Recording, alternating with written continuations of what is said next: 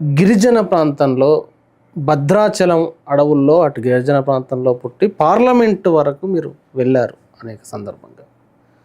So అసలు మీ నేపథ్యం గురించి మాట్లాడమంటే మీ ఊరు, మీ చదువు అట్లా ఎట్లా ప్రారంభమైంది? గిరిజనుల్లో చాలా వరకు చదువుకోని సందర్భాలు, చదువు లేని సందర్భాలు ఉంటాయి. మీ చదువు కానీ మీ నేపథ్యం గురించి చెప్పమంటే. నేను ఖమ్మం జిల్లా, అప్పుడు ఖమ్మం జిల్లా లోని బాగా మారుమూల ప్రాంతం.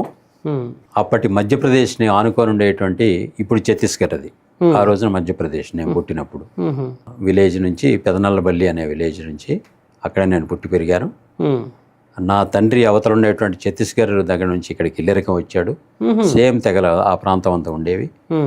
సో ఆ రకంగా నేను పెదనల్లబల్లి, దుమ్ముగూడెం మండలం, ఇప్పుడు భద్రాచలం డివిజన్లో ఉండేటువంటి దాంట్లో నేను పుట్టి పెరిగాను. నా ప్రాథమిక విద్య అంతా కూడా అక్కడే జరిగింది. స్కూల్ ఉండేదండి అప్పుడు క్రిస్టియన్ మిషనరీ స్కూల్ ఒకటి ఉంది మా ఊర్లో. ఒక 10 ఊర్లకు కలిపి అదొకటే స్కూలు. గవర్నమెంట్ స్కూల్ ఏం లేదు? గవర్నమెంట్ స్కూల్ అప్పటికి లేదు. అప్పటికి ఈ మిషనరీ స్కూల్సే ఉండేవి. ఏ ఇయర్ అండి? 1954-55. నేను 51లో పుట్టాను. నేను ఆ ప్రాంతాలకి లేవు. సో అక్కడ నుంచి Dummugudem high school, Dummugudem high స్కూల్కి 5 కిలోమీటర్లు మా ఊరు. సైకిల్ లేవు అప్పుడు, నడిచే వచ్చేవాడిని. రోజు అప్ అండ్ డౌన్ 10 కిలోమీటర్లు. మొట్టమొదట మా ఊరు నుంచి 5-6 ఉండేవాళ్ళం. వాళ్ళందరూ క్రమక్రమంగా డ్రాప్ అవుట్ అయిపోయారు. అప్పుడు ఇప్పట్లాగా బలవంతంగా తీసుకొచ్చే స్కూల్లో కూర్చోబెట్టే నిర్బంధ విద్య లేదు, వాడి ఇష్టమే. కాబట్టి నేను కూడా హాస్టల్ నుంచి 2-3 సార్లు పారిపోయాను కూడా. ఎందుకు పారిపోయారండి? ఎందుకంటే హాస్టల్లో మా భాష వేరు, ఇక్కడ తెలుగు మాట్లాడాలి. అట్లానే నైట్ పడుకున్నాం అనుకోండి, మరి ఆ ఏజ్కి తల్లిదండ్రులు, పెద్దవాళ్ళు, అన్నో తమ్ముడు ఇట్లాంటి వాళ్ళు ఉన్నారు. అట్లా కాకుండా నా ఏజ్కి సంబంధించిన ఇతర గ్రామాల వాళ్ళు, ఇతర తెగల వాళ్ళు, నా భాషతో రాని వాళ్ళ మధ్య నేను అక్కడ ఉండలేకపోయాను. అంటే తెలుగు రాకపోయేదా మొత్తం? అప్పటికి రాదు. మా ఇంట్లో కానీ మా గ్రామంలో కానీ మేము కోయ మాట్లాడతాం, కోయతూరు మాట్లాడతాం. సో అందుకని నేను 5వ తరగతి తర్వాత ఇక్కడికి వచ్చాను. అంటే 5వ తరగతి వరకు తెలుగు భాషలో కదా? తెలుగు రాదా? ఎట్లా చదువుకున్నావు? అదే రాదంటే ఇంట్లో ఇక్కడ ఉపయోగించడానికి రాదు. స్కూల్కి వచ్చినప్పుడే దిద్దుకోవడం. Okay okay okay. టీచర్ల ద్వారానే తెలుగు పరిచయం అయింది నాకు. మాట్లాడడం, రాయడం. నా తల్లిదండ్రులు ఇద్దరు కూడా నిరక్షరాస్యులు, వాళ్ళు ఆ భాషే మాట్లాడతారు. మా బంధువర్గం అందరు కూడా కోయ భాషలోనే మాట్లాడతారు. స్కూల్కి వస్తేనే కదా నాకు తెలుగు అవసరమైంది, లేకపోతే ఎక్కడ ఉంది. సో అందుకనే ఇప్పుడు భాషా ఉద్యమం, భాష తెగల భాషకి ఇవ్వాలా, ఆర్టికల్ 28 చెప్తా ఉంది రాజ్యాంగంలో. కాబట్టి ఎవరి భాషలో వాళ్ళే చదువుకోవాలనేది. సో అప్పటికి అవేం లేవు. సో అట్లాంటి స్థితిలో స్కూల్ ఫస్ట్ వచ్చాను నేను, SSLC. అప్పుడు SSLC అది కోయ భాష నుంచి తెలుగు నేర్చుకొని స్కూల్ ఫస్ట్ వచ్చా. ఆ స్కూల్ ఫస్ట్ తెలుగులోనే అత్యధికంగా వచ్చినాయి నాకు. తెలుగు 92 వచ్చినాయి, 100కి 92 వచ్చాయి. ఏ ఇయర్ అండి మీది పాస్? 69 ఏప్రిల్ భద్రాచలంలో రాశాను నేను ఎగ్జామినేషన్. ఎందుకంటే ఆ స్కూల్లో ఈ సెంటర్ లేదు. సో వచ్చిన తర్వాత అప్పుడు ఇంకా పై చదువులు చదవాలనేది వచ్చింది. అప్పుడు ముందంతా కూడా ఈ హాస్టల్లో సమస్యలు కానీ, అక్కడ టీచర్లతో అడ్జస్ట్ కాలేకపోవడం కానీ, ఇట్లాంటి వాటి వలన హాస్టల్ నుంచి వెళ్ళిపోవడం, మళ్ళీ నా తల్లిదండ్రులు, మా ఫ్రెండ్స్ మళ్ళీ తీసుకురావడం, ఇట్లాంటి జరిగేది. అట్లా ఒక 3 సందర్భాల్లో జరిగింది. ఇక అక్కడ నుంచి నిలబడిన తర్వాత చదువు మీద కేంద్రీకరణ వచ్చింది. ఇక చదువులో స్కూల్ ఫస్ట్ వచ్చి మంచి మార్కులు వచ్చిన తర్వాత ఇక పై చదువులు చదవాలా మీరు అనుకున్నారా? మీ కుటుంబం? నేను అనుకున్నాను, నా కుటుంబం కూడా దానికి నువ్వు చదవాల్సిందే, పనికి ఊరికి రావద్దు అనే పద్ధతిలో వాళ్ళు తరివారు. సో అట్లా అక్కడి నుంచి SSLC అయిన తర్వాత అప్పుడు PUC. ఇక్కడ ఇంకా చెప్పాల్సిన ఒక అంశం, అడ్డంకి ఏమిటంటే మాకు SSLC అది ఖమ్మం జిల్లాలో ఉంది. అప్పటికి ఖమ్మం జిల్లా 52లో ఏర్పడింది. సో అంతకుముందు ఆ డివిజన్ అంతా కూడా తూర్పుగోదావరి జిల్లాలో ఉండేది. మేము నాన్ ముల్కీ. మాకిచ్చిన ఎస్ఎస్ఎల్సి సర్టిఫికెట్లో కూడా అక్కడ ఆంధ్ర యూనివర్సిటీ ఏరియాలో ఉండేటువంటి కాలేజెస్కి వెళ్ళడానికి ముద్ర వేస్తాడు. దాంట్లో ఉస్మానియా అనేది లేదు. ఉస్మానియా యూనివర్సిటీ పరిధిలో హయ్యర్ ఎడ్యుకేషన్కి వెళ్ళడానికి నాకు లేదు అవకాశం.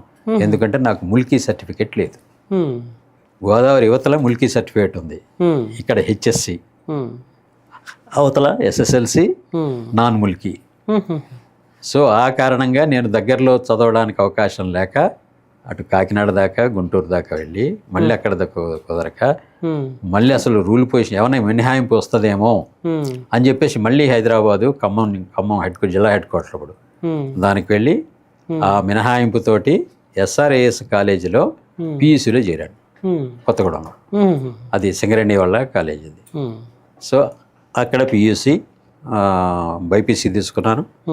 ఆ బైపీసీ అంటే అప్పటికే డాక్టర్ కావాలనేటువంటి అడదాం అనుకున్నాను. డాక్టర్ కావాలనే బైపీసీ తీసుకున్నాను. బైపీసీ తీసుకున్నాను. మా మేనమామ ఆయన ఎమ్మెల్యేగా కూడా చేశారు, మట్టా రామచంద్రయ్య గారు. ఆయన ప్రోత్సాహంతో మనకి అవసరమైంది మన గ్రామంలో చదువు, ఆరోగ్యం, అందువలన డాక్టర్ కావాలి నువ్వు. అంతకుముందు మా మదర్కి టీబీ కూడా వచ్చింది, సఫర్ అయింది. సో దాన్ని మా మేనమామే చేయించాడు, భద్రాచలం తీసుకెళ్ళి చేయించాడు. అందుకని ఆ పీరియడ్ అంతా కూడా ఆయన డాక్టర్ కావాలని బోధన చేస్తుండేవాడు. సో అట్లా నేను కూడా కన్విన్స్ అయిపోయాను. అందుకని బైపీసీ తీసుకున్నాను. ఆ బైపీసీ నుంచి బిఎస్సి చదివాను 2 ఏళ్ళు అక్కడే. 2వ ఏట ఉండగా నాకు అప్పుడు మా సెక్షన్ బిఎస్సి సెక్షన్లో దాదాపుగా 140 మంది ఉండేవారు. వాళ్ళు తగ్గిపోయి 60 మందికి చేరారు 2వ సంవత్సరానికి. ఎక్కడికి వెళ్ళారంటే వీళ్ళంతా ఇంజనీరింగ్, మెడికల్ ఎంట్రన్స్ రాయడం, వెళ్ళిపోతున్నారు. మరి నేను ఎందుకు వెళ్ళకూడదు? అప్పటిదాకా ఎంట్రన్స్ ఉంటుందని తెలీదు. ఇక్కడ సీట్ రావడమే గొప్ప అనే దాంతో ఉన్నాను నేను. సో ఆ రకంగా అప్పుడు రూల్ పొజిషన్ తెలుసుకొని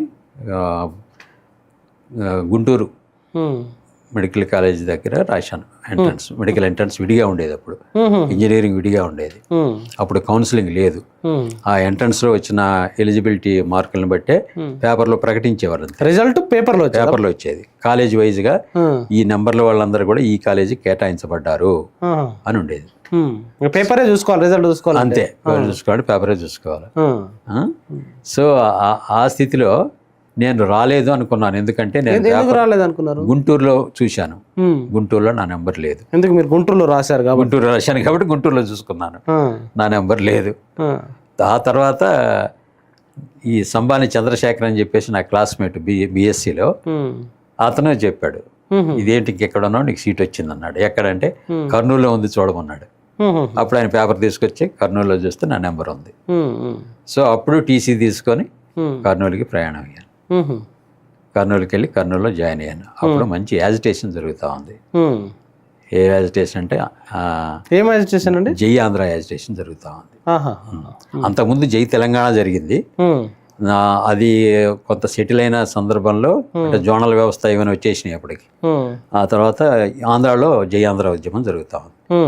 సో అప్పుడు చిలసాని వెంకటరత్నం ముఖ్యమంత్రి ఆ రోజుల్లో, ఆయన నిరవధిక నిరాహార దీక్ష కూర్చోవడం ఇట్లాంటివి. సో ఈ టెన్షన్ ఏమైనా అడ్మిషన్ అయిన తర్వాత మళ్ళీ వెంటనే ఊరికి వెళ్ళిపోయాను. ఇది క్లాసులు జరగట్లేదు, క్లాస్ క్లోజ్ అయి ఉంది కాలేజీ. అది 3 నెలలు అయిపోయింది అప్పటికే. సో 3 నెలల తర్వాత మళ్ళీ వచ్చి జాయిన్ అయ్యాను. కర్నూలు అనే పేరు వినడం కానీ, కర్నూలు మసగ్గా ఏమిటంటే జనరల్ నాలెడ్జ్ క్వశ్చన్.